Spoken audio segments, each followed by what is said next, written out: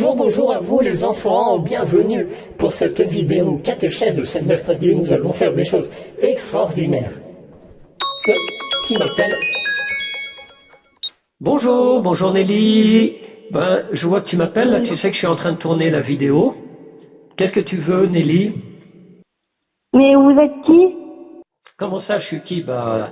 Tu le sais bien, là, c'est moi le Père Bernard, je suis en train de faire la vidéoconférence que tu es en train de regarder en ce moment. Je vous crois pas. Comment ça Nelly, tu me crois pas? Mais enfin, fais-moi confiance. Tu as déjà vu quelqu'un d'autre faire la vidéoconférence? Non, c'est bien moi, je suis le Père Bernard. Non, je vous crois pas. Alors je vois pas, comment tu veux que je te prouve que c'est moi? Jouez-moi une musique à la guitare. Ça c'est une idée, d'accord, je te joue quelque chose à la guitare.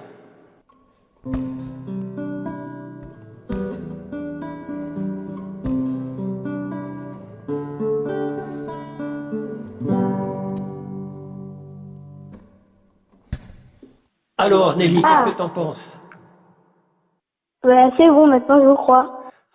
Merci, alors c'est bon, on peut continuer la vidéoconférence, regarde bien jusqu'à la fin. Au revoir Nelly. Au revoir.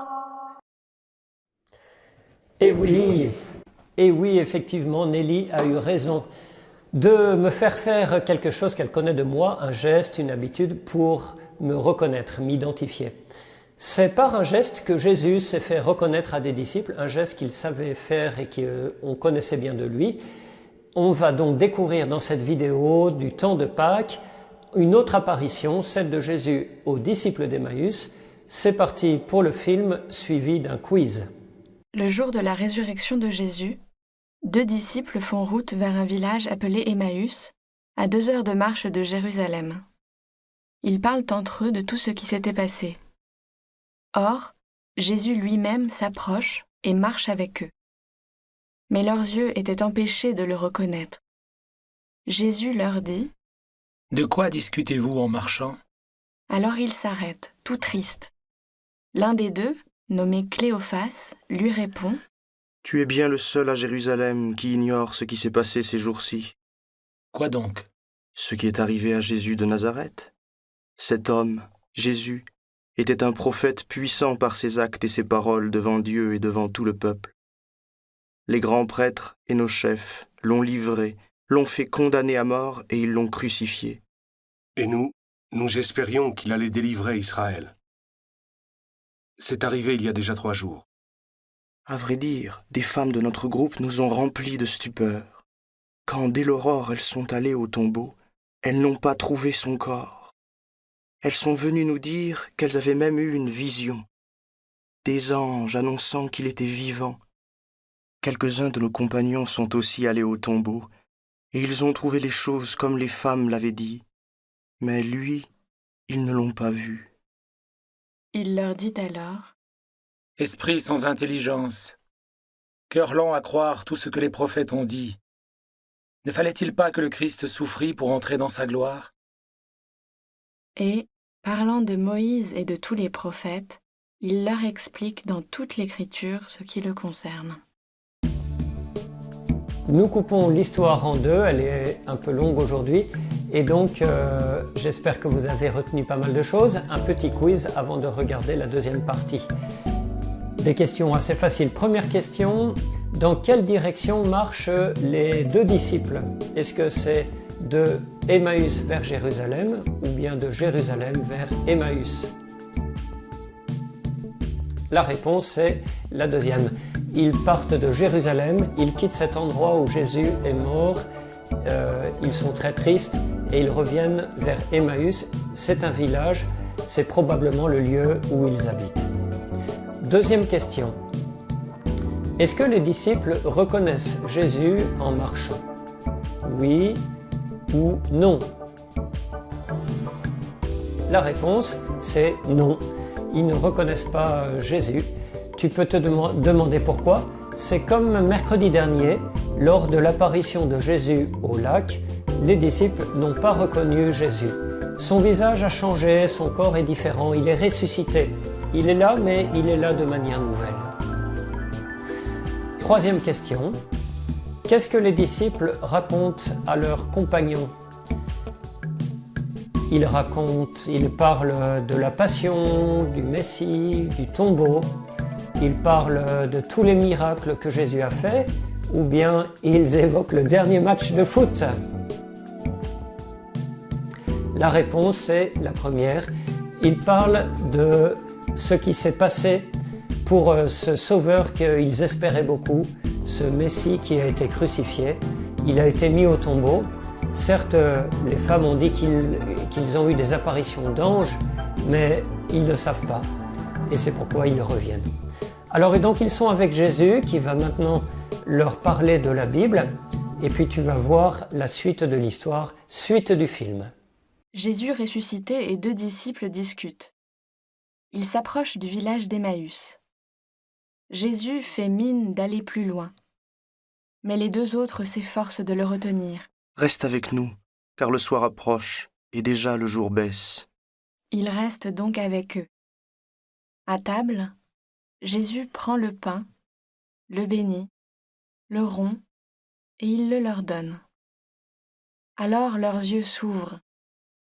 Ils le reconnaissent, mais il disparaît à leur regard. Ils se disent l'un à l'autre : « Notre cœur n'était-il pas brûlant, tandis qu'il nous parlait sur la route et nous faisait comprendre les Écritures ?» À l'instant même, ils se lèvent et retournent à Jérusalem. Ils retrouvent réunis les 11 apôtres et leurs compagnons qui leur disent : « C'est bien vrai, le Seigneur est ressuscité, il est apparu à Simon-Pierre. » À leur tour, ils racontent ce qui s'était passé sur la route et comment ils avaient reconnu le Seigneur à la fraction du pain. C'était donc l'histoire de l'apparition de Jésus aux disciples d'Emmaüs. Alors on termine avec un deuxième petit quiz de questions qui sont toujours assez faciles. Première question, lorsqu'ils sont arrivés au village, que se passe-t-il? Alors Jésus continue son chemin, les disciples l'invitent à manger, ou bien Jésus fait une multiplication des pains? La bonne réponse, les disciples l'invitent à manger. Ils ont senti que Jésus leur apportait des choses bonnes en leur parlant pendant la route. Ils ont senti que leur cœur est devenu tout chaud et donc ils ont envie de demeurer, de continuer d'être auprès de cet homme qu'ils n'ont pas encore reconnu. Deuxième question, à quel moment les disciples reconnaissent Jésus?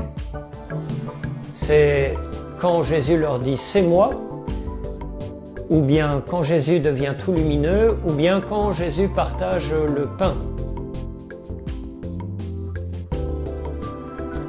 La bonne réponse est quand Jésus partage le pain. Jésus ne leur dit pas « coucou, voilà, c'est moi, reconnaissez-moi ». Il fait exprès de se faire reconnaître à un geste. Tout au début de la vidéo catéchèse, j'ai fait le petit jeu avec Nelly pour dire que c'est par un geste, par des habitudes qu'on peut reconnaître quelqu'un.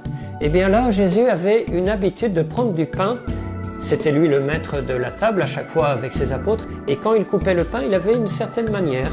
Un peu comme toi, tu reconnais parfois quelqu'un qui marche dans le couloir de l'appartement. Tu sais que c'est un tel ou une telle parce que tu reconnais sa manière de faire. Jésus avait une manière très particulière, sans doute, de couper le pain, le donner à ses disciples. Et c'est comme ça qu'ils le reconnaissent. Et à ce moment-là, du coup, ils le reconnaissent. Et Jésus disparaît à leurs yeux. Il n'est pas là pour être là tout le temps, mais pour leur dire « Je suis vivant, cherchez-moi, continuez de vivre avec moi ». Et la troisième question, dernière de cette catéchèse, que font les disciples alors? Est-ce qu'ils passent une bonne nuit pour se reposer de la longue marche? Est-ce qu'ils retournent à Jérusalem? Ou bien est-ce qu'ils cherchent partout dans la nuit où est-ce que Jésus a pu passer? La réponse est qu'ils retournent à Jérusalem. Ils comprennent, ils savent que Jésus est ressuscité, qu'il leur a fait un cadeau en venant leur remettre le cœur dans la joie en sachant qu'il est vivant. Et ils sentent du coup ce besoin d'être avec toute l'Église, avec tous les premiers chrétiens et de faire cette fête de la résurrection. Au fond, ils sont comme nous aujourd'hui dans ce temps de Pâques et je t'invite chaque jour qui passe en ce moment à penser que Jésus est vivant et faire une fête avec lui. Nous sommes en temps de Pâques. Et voici le moment que vous attendez tous, les œuvres que vous nous avez envoyées. Un grand merci à tous. N'oubliez pas de les faire parvenir suffisamment tôt. J'espère ne pas en avoir oublié une. Alors on commence avec un message d'amitié de Eva-Marie, la sœur de Nelly. Eva-Marie, à toi la parole. Bonjour tout le monde, j'espère que vous allez bien et aussi vos proches. Nous ça va, le confinement il se passe bien. Ben, vous nous manquez beaucoup, hein. Et surtout, restez bien chez vous et respectez les consignes. Ben, j'espère qu'on se verra bientôt, si Dieu le veut. Bon confinement et bon courage et que Dieu nous garde. Salut. Merci Eva-Marie, que Dieu nous garde. Alors, un beau dessin d'Anthony. Un oiseau dans le ciel avec le ciel bleu, ou du moins le soleil étincelant, et plein de couleurs. Moi, ça m'inspire la joie, ce dessin. Après Eden, on sent qu'Eden a envie de sortir au soleil dehors de sa maison. Bonsoir à tous, il faut s'amuser, il faut prier, il faut travailler. Merci Eden, et oui, il faut faire tout cela. Prier, c'est une belle chose, on va le faire bientôt d'ailleurs. Là, c'est Nabiptas, un grand dessinateur de voitures en général. Et aujourd'hui, Nabiptas nous fait une œuvre qui s'appelle Anomalie Fondation. Je pense que c'est des robots à mon avis. Il y en a plein. On sent toute une ville, plein de choses mystérieuses. Merci Nabiptas, j'adore tes couleurs. Et puis le grand frère de Nabiptas, c'est Endaber, qui dessine la flamme de l'humanité. Avec un héros qui a un masque de confinement et qui pourtant a une belle flamme, une belle lumière. Endaber aime bien les mangas.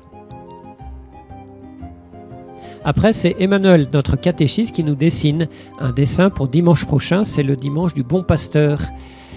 Jésus qui est venu pour prendre soin de ses brebis.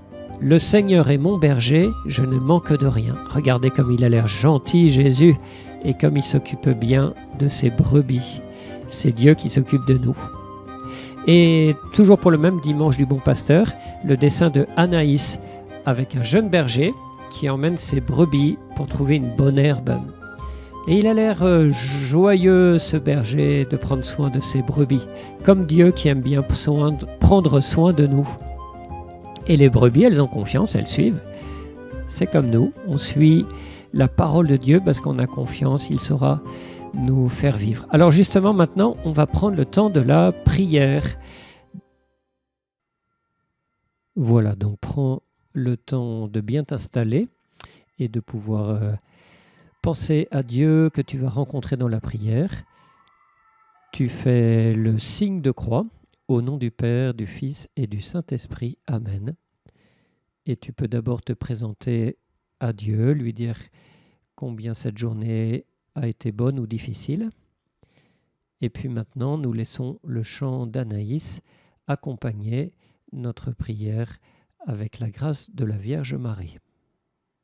Nous te saluons, ô toi Notre-Dame, Marie Vierge Sainte, que drape le soleil, couronnée d'étoiles, la lune est sous tes pas, en toi nous est donnée l'aurore du salut. Marie, Ève nouvelle, et joie de ton Seigneur, tu as donné naissance à Jésus le Sauveur. Par toi nous sont ouvertes les portes du jardin. Guide-nous en chemin, étoile du matin. Nous te saluons, ô toi Notre-Dame. Marie Vierge Sainte, que drape le soleil. Couronnée d'étoiles, la lune est sous tes pas. En toi nous est donnée l'aurore du salut. Voilà, et que Dieu Tout-Puissant te bénisse, le Père, le Fils et le Saint-Esprit. Amen. Et bonne suite de soirée à tous.